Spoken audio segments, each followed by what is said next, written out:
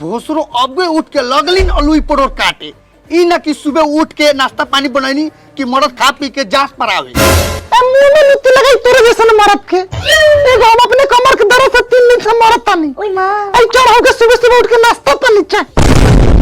भोसरो ऐठा जइया खीस बोलू तइया एगो माइटम के लिया के घरे बैठाते। ओ तो लिया के बैठा दे चुनिया के जामा रे बेटा।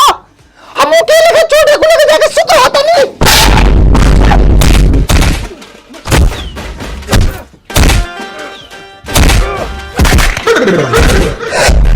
साले मास्टर के बेटा होगा चाहे कलेक्टर के मुंह पर पात के भगवा। ऐसे बतियाई तेरे के का लइका हो तू के कर लइका हवा चुन्नी लाल के। ए तो दादाजी का नाम चुन्नी लाल हो। नाम तो उहे ह लेकिन तू साला काम कौन को के आइल बाड़े रे?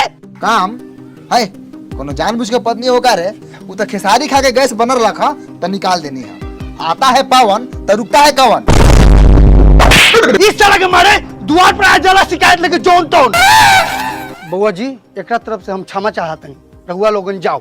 अच्छा जात तबर लही बानी लेकिन पांच के जवाब खाद से दिया। टटका गु हाथ से उठा के मुंह पर छीटा। ए चल सरे। प्रणाम साहब। प्रणाम प्रणाम। का समाचार बा दीनानाथ जी? का समाचार बताई मार साहब रउए लेखन एगो तेगला लइका पैदा ले बा। जहाँ तहीं झगड़ा करत फिरता उहे एगोरा दूरा पर आए लखा ओरहन लेके तो उहे फरिया के आवत। अच्छा अच्छा कहे कर लखा दीनानाथ जी राहुल लइका के ट्यूशन पढ़ले रहनी ओ हिसाब में के 3 रुपया रह गेले रहे अभी ले ना देलो। ए मुंह मारो तो 3 गो रुपया की कितना नंबर से टान ले ला। इतना नंबर देला के बाद में तो 3 गो रुपया पचा लेम का। बचा ले हम का। चुप तो भला आदमी लेकिन पैसा दे दा न तो मारम घींच के फट पेट पर बस लूंगी भाग देबा। ऐसे मत बतियाओ। एगो तो 8 न 10 साल हो गला उपस्ते बा अब बचावे के बात करो तो ना।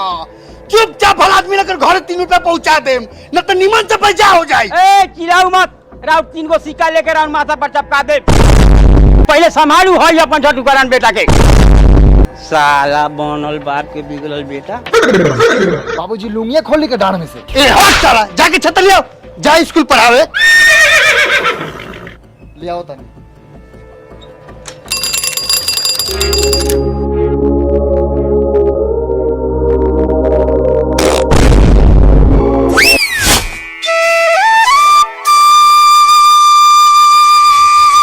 मास्टर प्रणाम।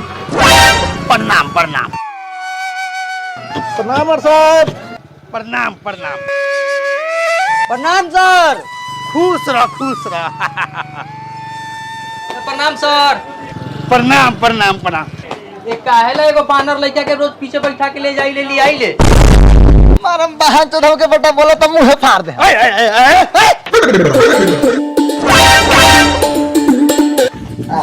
बाबूजी 5 रुपया देना लिट्टी खा के पानी पी भूख लागल बा। 5 रुपया क्या कर दे? 5 रुपया घरे आटा चावल बढ़ले बा साग सब्जी भेजिए देले पानी होली को होली मीट आइए जाला तो क्या करबो उतना पैसा? आज तक हमरा के देखबो चौक बाजार पे 1 रुपया के बोरी खाते हुए। है तो तू ना खा रहा था हम तोरा चक्कर में भूखे मारी। पुरन के जमाना में जी जमाना के बात करत रे बबू अभी तू साइकिल में बैठल बड़े हमरा जमाना में साइकिल देखौले ना मिले। हां इतना केकरा ना करिले तोरे ना नहीं तो काहेला करत रहा हम तोरा कहिले पैसा बचाव हम तो कहत नहीं सारा धन दौलत लुटा दो भले बाद में भीख मांगे खाए। अरे चुपचाप बैठ ऐठ मत 5 रुपया खा के आखिर हगी देबे। हां 5 रुपया बचे रही तो कुछ सामान अड़ जाए। ए मुंह करिया हो जाए। ए आओ जल्दी 1 रुपया सिक्का मत देबो बैठ। अरे बदमा प्रणाम सर। खुश रहो। रे उहे छौड़ा हका रे जेकरा के मार के हमनी उखुआ छीन ले रही सा। हां उहे सरवा बा।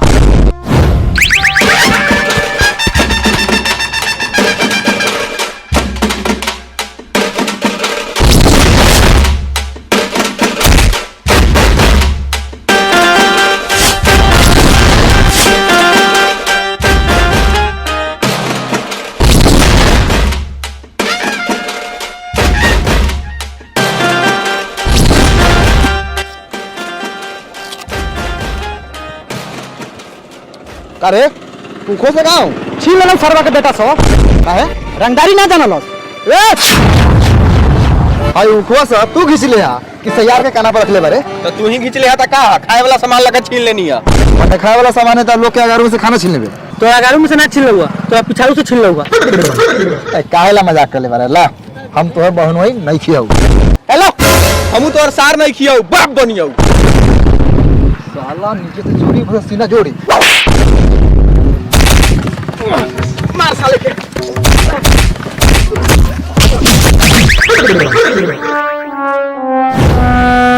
अरे साला वो दिन मार के तो कुआ छीन ले अब हम मार के साइकिल छीन ले। ऐसा ही छीन लेबे का खाए पिए वाला सामान रही तो छीन लेनी। हमनियो खाए पिए वाला सामान ले हम तो तू छीन लिए नोटी छोड़। अच्छा रघुआ लोगन हमरा के मरले रही से ए तो अपना हु के ओर से तो गाड़ी देवल के रहे। है तो इतना मेहनत से मुंह घिचनी आ तोनी का उठा ले लगे नहीं मांगे तब मार देला तो गाड़ी आब ना। ई सरवा प्यार से नहीं खे माने वाला।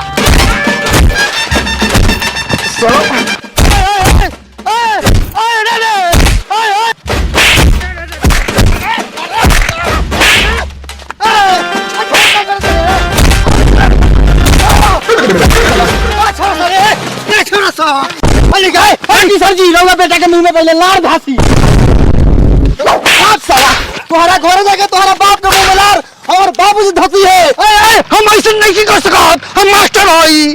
हाँ तो कितने बने दोनों के मुंह में मुंह देता चुपचाप मौका लेकिन तमाशा देखा।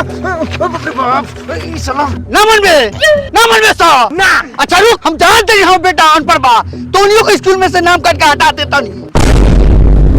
सर हमको गलती नहीं है आप ही का बेटा दोगला 14 साल गलती है नहीं के अगर यहाँ तेरा लोग साले सफाई देता रहा हम ट्रैक्टर पे से वो खींचे फेंके नहीं है तो साला सा उठा ले आगे नहीं मांगे तो मरबो कलक जाने मरलो वहां का 20-25 पर तो मरबे कलवा। 20-25 फीट भाई छाता लोग था बांध के गांव में घुसा देबो अंदर खोल देबो बस बैग लेके फूल जाबे। साइकिल में चल। स्कूल कौन ही बनाओ तेरे सब दूध देने का नहा के आ रहे हैं। आ जल्दी।